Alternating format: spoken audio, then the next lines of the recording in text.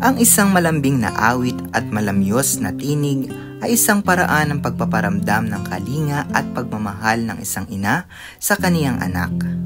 Ang awit ng paghehele ay maririnig na inaawit para sa isang sanggol upang mapatahan sa pag-iyak at ito ay mahimbing na mapatulog.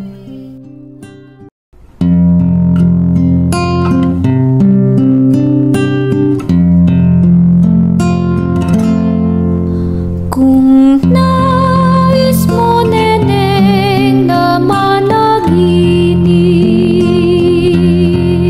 sa aking kandungan ka humilig, doon madarama tunay na pag-ibig na nagbuhat sa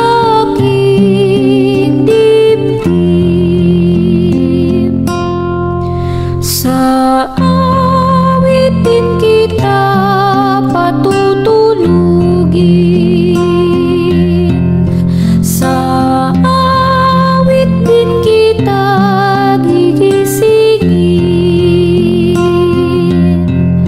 sa awit din kita laging mamahalin, sapagkat mahal ka sa akin.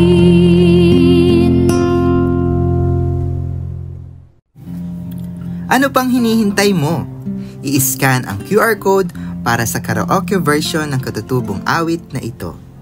Halina at ating awitin ang mga katutubong awit sa lalawigan ng Bulacan.